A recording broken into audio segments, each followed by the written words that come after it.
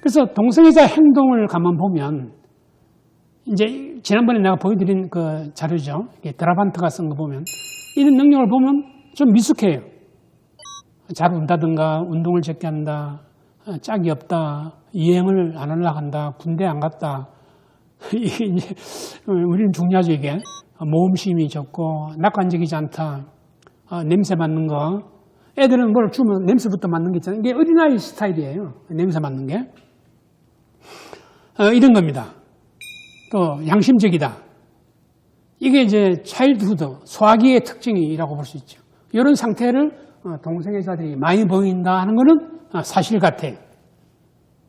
동성애자들이 그런 말 들으면 아니라고 할지 모르지만 통계를 보면 그래요.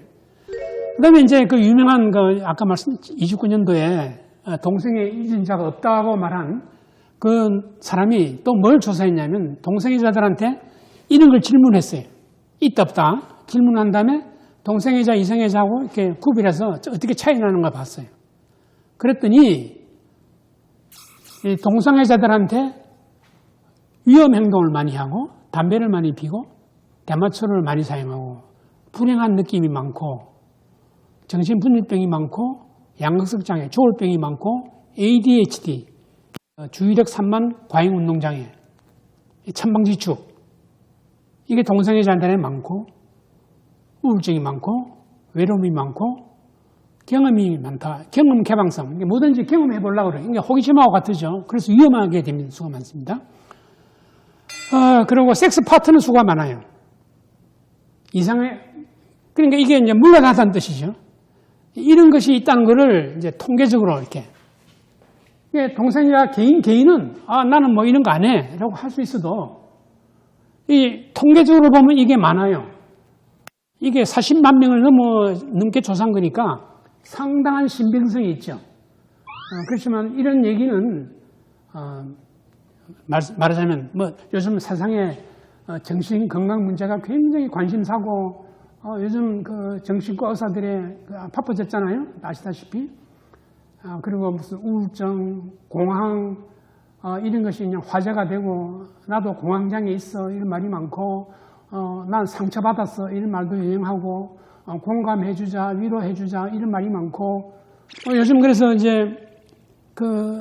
이런 그 정신건강 문제가 왕성한데 이런 얘기는 나오지 않죠. 모르고 있습니다. 저도 이렇게 그래서 강조해드리고 싶어요. 다시 한번 이 그림을 보여드리면 여러 가지 기질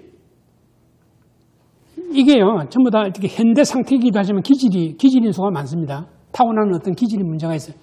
이제 유전적인 요소가 많은 거죠. 여러분 성적으로 물러난 게요. 그 사람이 우연히 그렇게 되는 게 아니고 말하자면 경험의 개방성, 외로움, 위험 행동, 음주, 약물 남용 이거하고 다 연결해서 성적으로 물러난 거예요. 성적으로만 물러나고 다른 건 다 점잖은 수가 극히 드물어요. 술, 담배 많이 하면 성적으로 물러나기 쉬워져요. 그리고 위험한 행동을 많이 하고 난폭 운전하고 사고 나죠. 그러니까 이것이 하나하나가 따로 있는 게 아니고 다 연결되어 있습니다. 그래서 이게 모든 것이 또한 성적으로 연결되고 동성애하고도 연결돼요.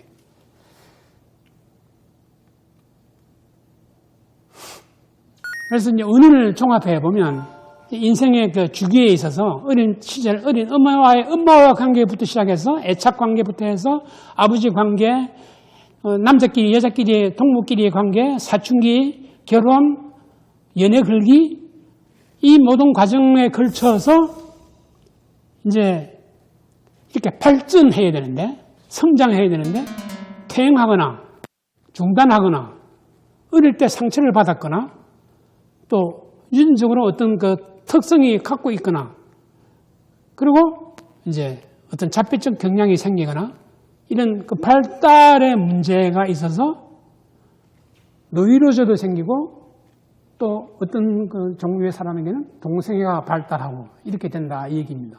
그러니까 하나의 단일한 어떤 원인으로 생긴다기보다는 여러 가지 문제를 해서 그러니까 생기는 것을 우리가 알 수 있는데 그걸 이제 종합하면 인간 발달의 이제 문제다 하는 것입니다. 그래서 이제 이렇다고 생각하면 어떻게 돕는가 하는 게 이제 아이디어가 나올 수 있죠. 뭐가 중요합니까? 어릴 때 잘 키워야 돼요. 그리고 이제 이미 그렇게 된 사람한테는 인격은 존중하지만 새롭게 발달할 수 있도록 기회를 만들어줘야 해요. 수정해서 다시 발달할 수 있도록. 그것이 이제 그 핵심이 되는 겁니다. 그럼 어떻게 도와줄 수 있는가? 발달을 지원하는 방법은 뭐 여러 가지 있죠. 요즘 정부도 교육을 지원한다 그러죠. 이제 부모도 이제 깨달아야 될 거예요. 새롭게 아이를 낳아 키우려는 부모는 이런 정보, 지식을 알고 결혼하고 애를 대해야 될 겁니다. 요즘 어린아이를 어떻게 키우느냐에 대한 아주 관심이 뜨겁죠. 금쪽 같은 이야기, 이런 얘기가 아이를 어떻게 다루느냐. 근데 부모가 애를 다루는 게 보면 자기도 모르게 상처를 주는 수가 많은 거죠. 요거를 갖다가 이제 지적해주고 이제 부모들이 깨달아야 되는데 이미 다 큰 애들한테는 늦었어요. 그러니까 새롭게 부모가 되는 사람한테 이것이 가르쳐줘야 되는데 그래서 제 생각에는 중고등학교 애들한테 결혼 후에 아이를 어떻게 다룰 것인가를 사실 교육을 미리 해둬야 된다라고 생각합니다. 옛날에는 결혼한 다음에 결혼 직전에 집에 친정 어머니들이 다 가르쳤죠. 애 키우는 거에 대해서. 아버지도 그러고. 요즘은 다 부모하고 떨어져 사니까 젊은 엄마가 어떻게 할 줄을 몰라요. 애에 대해서.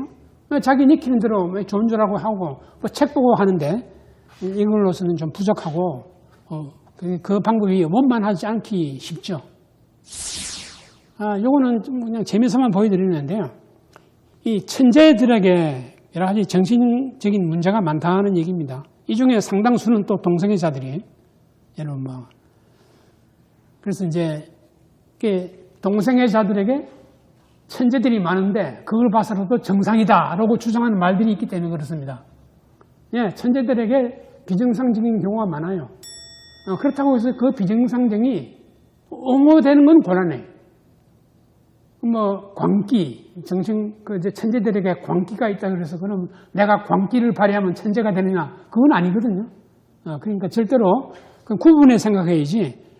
천재들 중에 정신병이 많다고 해서 정신병이 괜찮은 거다고 생각하면 곤란하다 이거죠.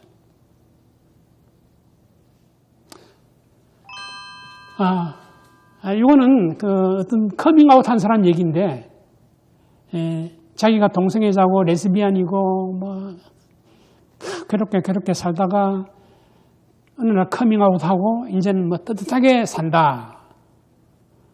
그래서 그 동성애자들 중에 사회적으로 성공한 사람은 꽤 있어요. 근데 보면요, 이 사람이 정말 과거에 아슬아슬하게 살면서 몰락하려다가 견딘 사람들이에요. 그 사람들은 아주 소수입니다. 근데 그 사람들을 보고 동성애가 정상이다 그러면 곤란하죠. 만약에 동성애자로서 고통을 느끼고 있는 이 사람들을 보면요, 고통을 느끼고 있는 거는 이해가 돼요. 그럼 우리가 거기에 대해서 공감합니다. 그렇다고 공감한다고 해서 그대로 하라고 이렇게 얘기하기는 어려워요. 왜냐하면 아직도 사회는 그런 데 대해서 이해를 잘 못하고 있고 대중들은요. 그러니까 계속 그런 생활을 하면 이 여성처럼 힘든 인생을 살고 있는데 이걸 못 견디면 자살하죠. 그래서 이제 자살하는 사람들이 실제로 많죠. 그렇지만 이 사람들이 모범이 될 수는 있겠죠. 그 동성애자들이 견뎌내고 또 훌륭하게 성공할 수 있는. 근데 그 숫자가 많지 않고요. 우리로서는 이런 것을 벗어나면 이렇게 고생 안 하고도 또 자기 능력은, 예를 들면 어떤 천재적인 능력은 동성애하고 자체하고 상관없어요. 그 자체의 능력이니까 그것을 개발할 수 있도록 하면 되는 거죠. 이분은 자기가 성공한 다음에 LGBT를 떳떳하다고 얘기를 하는데, 말씀 이런 고통 느낀 것에 대해서는 자기는 이겨냈으니까 별것 아니라고 하지만 당사자들, 현재 이 상태에 있는 사람들은 굉장히 고통스럽다 하는 걸 알 수 있습니다. 예, 아까 모른다 하고 얘기한 것이고요. 예. 이상으로서 오늘 얘기는 마치겠습니다. 감사합니다.